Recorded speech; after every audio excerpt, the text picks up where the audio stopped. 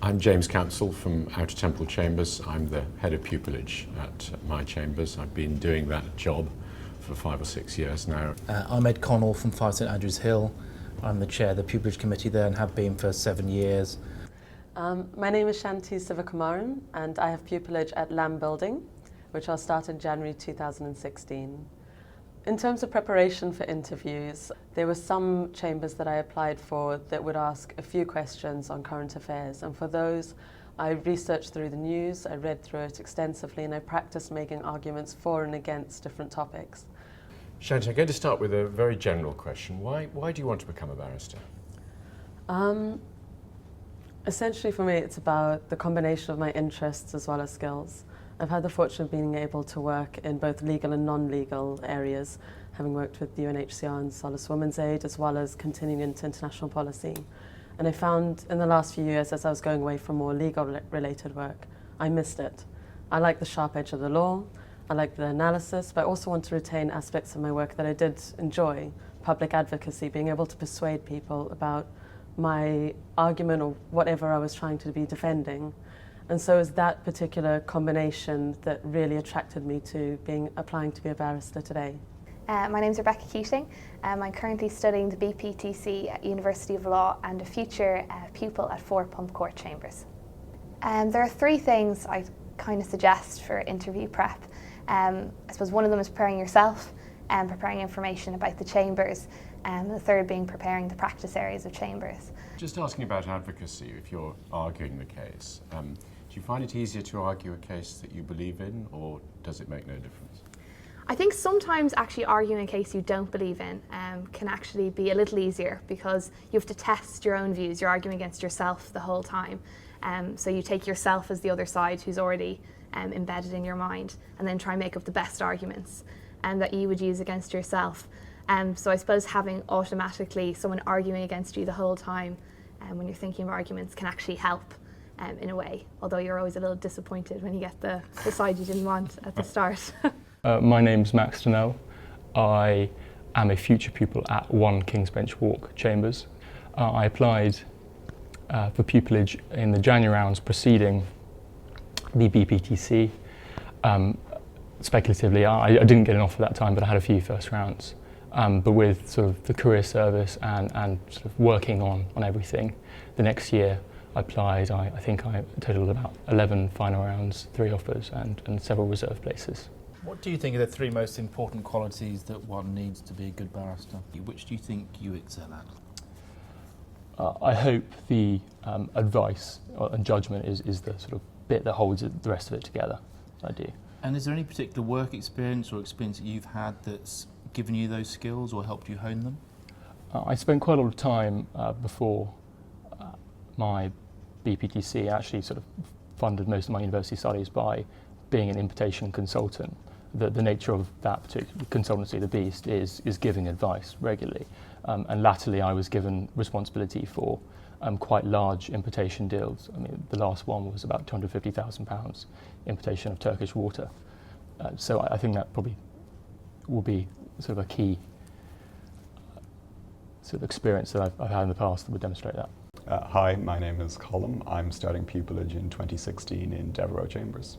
In terms of interview preparation, over-preparedness is by far the best way to go. So research as much as you can on chambers, which is an easy thing to say and a very, very difficult thing to do. You have to know your CV back to front. You will get asked about many pupillages and you will need to be able to say everything that happened during that. What quality or qualities do you have which you think might hold you back, might impede your progress at the bar? I think I sometimes have a tendency to be rather, let's say, hasty in the advice or answer I want to give, and that I can find something, I think it's the answer, and I really want to simply produce the piece of work I've been asked to as soon as possible. I think it's an eagerness to please. And what I've had to force myself to do in working in any kind of professional environment is to stop and to double check everything that I'm doing and to make sure the piece of work I'm sending out is in fact the actually correct result, and look at all of the material before me rather than simply saying I've seized upon the answer, I have it, here you go. You talked about the importance of good advocacy. Can you think of an example of some advocacy you've seen that you thought was very good, whether it be legal related or in another context? I think that the best example of advocacy I saw was during a recent mini pupillage before the Immigration Tribunal. So it wasn't a high court, but it was a time where I really observed the barrister I was shadowing. He had come very well prepared. He still had a strong case, and it should have been a relatively simple application. He was very well prepared, had a good skeleton argument. He presented his arguments very clearly, concisely. He didn't say more that needed to be said, but he didn't say less that needed to be said. And it drove home the message that I've been hearing from a lot of other barristers who'd been advising me or from my tutors, how important structure and preparation was. There were simple things, but seeing that done in a very clear, clean way drove that message home, especially because on the opposite side, the responding party was the exact opposite of it, as it were, in that they kind of gave their submissions in a bit of a jumble and weren't quite so well organised, and it just highlighted even more that better preparation and clarity of argument. I've been interested in seeing on your CV about your work at Dropbox. What experiences have you brought away from that are going to help you in your chosen career? Well, I suppose one would be, more soft skills, and the other might be more of a knowledge-based skill.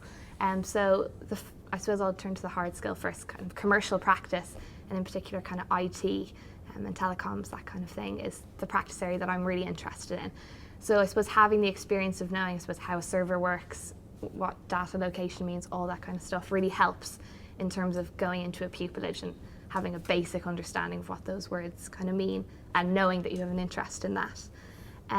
The soft skill would be, straight out of university, you might have, a great blessing in having a lot of academic experience, but not that much, practical commercial experience or dealing with clients and their expectations. So I didn't want my first case to be my first time dealing with a client, that being one of the major challenges. So my work at Dropbox really helped me dealing with, Fortune 500 companies, in particular CIOs, talking to them, managing their expectations, and making them feel like we were on, that I wasn't a junior person dealing with them, and that I had my own level of expertise and skills to offer. So that soft skill was probably the most valuable experience I gained. Can I ask you, all the things that you've done so far, what do you think is your greatest achievement? What are you most proud of in terms of the various work that you've done so far? I think this year I achieved the sort of title of Inns of Court Moot Champion, and in itself, just to get to that, having that title, took a lot of effort. So it started with sort of advocacy allocation earlier in the year, where I ranked second out of 250 people on the University of Law cohort, and from that proceeded to go to Southampton, where it was held, and I think there was five or six different rounds, and going through each round having to win that round and ultimately sort of getting the title. I think that was probably the... And what did you have to do in the last round? What did you have to argue? I had to argue that the direction, it was a criminal case, had to argue the direction in a unlawful act manslaughter case, that the judge hadn't mentioned that the act had to be unlawful. And I had to argue that it was still a safe conviction, which was pretty tough, but I decided that they were sort of run with Crown against Bland, and the fact that in that case the judge had missed out some quite important things, and the conviction was still safe. So. And did you persuade the court that was the right outcome or not? Well, I like to think so. Yes, they don't actually give a judgment on it, but we won, so hopefully we were persuasive. If not. I'm just going to put a proposition to you, which I'm going to ask you to either agree or disagree with. Tuition fees for all universities should be scrapped. Do you agree or disagree with that proposition? I would disagree with it based on the inclusion of the word all universities. No. I would say yes. Yes. Right. Can you now argue the opposite? Tuition fees are actually necessary to ensure greater equality of access to education as well as quality of education. We've seen before the tuition fees were introduced, that didn't always mean that there was equitable access to higher education, because we saw that it would still be those who'd had extra advantages in life going to the best universities. if we do introduce tuition fees, it can be channeled into having scholarships, which would have better support and other programs to have better access to university for all. But also we've seen that it links very much to quality. If we're subsidising education, it means that we're not going to be able to invest more in developing universities to make sure that the universities in the UK are at a world-class level and can compete with universities that have huge amounts invested in them. So by having tuition fees, it can make that more, they can maintain the excellent reputation of UK universities. Can you tell us about a moral dilemma that you faced recently? A moral dilemma. Regrettably, I can't recall any particular moral dilemmas that I've faced recently. I don't know if it's simply because I'm a naturally moral person. On camera? I think a moral dilemma I had was in a previous work role. I had a colleague confide in me about it was about a rather grave mistake that they'd made, and they didn't quite want to admit it. But it was going to have implications on our program and possibly on the result on our relationships with other organisations. So we needed to be able to disclose it, but this colleague had had confided this in confidence in me and didn't want me to say it, to openly go and say that to our higher supervisors. It was a moral dilemma because I didn't feel that I should be keeping this to myself given its implications, but I didn't want to at the same time break the confidence of my colleagues. So instead what I did is I spoke with them at great length, and I managed to convince them to be able to own up to it and be able to deal with it properly rather than breaking their confidence. Would you rather that that person hadn't confided in you? No, because otherwise I'm not sure how long they would have kept it to themselves. The fact that they confided in me meant that at least I could persuade them to come forward and we could deal with it appropriately. I think that overall it was okay. I asked them afterwards whether I got a second round. Maybe they were being polite, but they said it was okay. But I think that there's always a risk of sort of answering a question too quickly. So regarding how the interview went, obviously it's always the things you did wrong that stick in your mind. So I completely blanked when asked, could I think of a moral dilemma that I had faced recently? And it just so happened I couldn't think of anything. I said something, but I would have liked to have had a specific example. In terms of what went not so well, got a little flummoxed on some of the questions to do with moral questions. So always good to think a little bit about those kind of basic interview questions. I think what went well is when I got into it, it was I think I was answering a lot smoother and a lot better, and I made sure to give examples. I think one of the things my careers advisor always used to say is make sure you give an example for every point and reference it back to your experience. So I tried to bring, and I hope I brought that out, the diversity of my experience. I think that there are two important things which the interviews that we've seen today demonstrate. One is enthusiasm. What we're really looking for is a pupil who is enthusiastic, and we certainly saw that today. I thought we were dealing with, I expect you agree, 4 really excellent candidates, very good. all of whom shone. And the other thing is an understanding that you don't necessarily have to get the right answer. I've got no problem with an interviewee who says, oh, I'm sorry, that's a stupid answer, I want to go back and ask it again. I'd much rather have that than somebody who obviously is struggling because they've chosen to answer a question in a particular way and realise that it's not the right way. Yeah, I think that's part of the skill, isn't it? That sometimes you're caught off guard and you have to think about it. It's how you react in those situations, which is quite important. I thought that they were all obviously very intelligent. That came across very, very clearly. I thought that personality came across to differing degrees. Some showed their personality a lot more easily than others. And I think that my views of some of the candidates might have differed had I not met them outside of the interview process, before the process began. Because, as I say, some people, their personality comes across very, very well, and other people I felt withheld themselves a little bit more. And I suspect that's probably due to nerves. Yeah. Nerves plays a big part. We certainly saw that in one candidate who was obviously very nervous at the beginning. He became less so, and he relaxed as the interview wore on, and he got better and better as a result.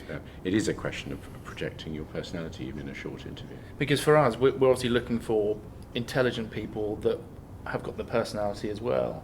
So they've got to try and get that across. And sometimes we ask questions, put them at ease so that we can learn a bit more about them and help them answer questions that aren't so, perhaps academically or intelligence testing. But for me, the one thing that stood out was that all their ability to talk coherently in a structured way about the answers they were giving, and questions often caught them off guard, but they're still able to give those very coherent, structured answers. Yes, I think we had a good example of that with the moral dilemma question, and certainly one or two of them really had to think and then really couldn't come up with anything. And I think the key is not to get worried about that. The interviewer isn't there to catch them out, and a good interviewer will prompt them in a direction to go, hopefully. And I don't think there's any harm in people saying, can I have a moment to think about it? Because we're not trying to make things difficult for them, we're just trying to test them a little bit. And those that dealt with it well, I thought, were those that just had an opportunity and asked for an opportunity to reflect for a second before they gave their answer. Yes. And sometimes there isn't an answer, and I think you have to be honest about that as well. That's certainly the case. We haven't had them in these interviews, but if one is doing problems, legal or ethical problems, it's much more about seeing how they get to an answer rather than whether the answer is a right one. And very often, as you say, there isn't a right answer, particularly with the ethical questions. And what do you think is the best way for people to, good techniques for people? I think that some of these candidates would have benefited from just going in beforehand they went in, just trying to relax. I know it's very difficult because it's a stressful situation, but taking a few deep breaths before they go in so that they're not completely on edge when they come in. Can you think of anything else? Of course, one of the things that one does tend to have in an interview is an introduction, which we didn't have. And I think it's very important, and hopefully everybody who interviews makes sure that the candidate is relaxed by explaining what's to happen, who he or she is talking to, and the structure of the interview, and importantly, how long it's going to last. And then make sure it does last about that length of time, because otherwise the candidate's going to go away thinking, why didn't they give me longer? Or why did it take so long? I agree, because we normally try to put our candidates at ease, at least initially, whereas today we were launching straight into some difficult questions. But on the whole, I thought the standard of the applicants today was very, very high. It certainly was. I think they wouldn't have had any difficulty getting a second interview after their No, I interview agree today. entirely.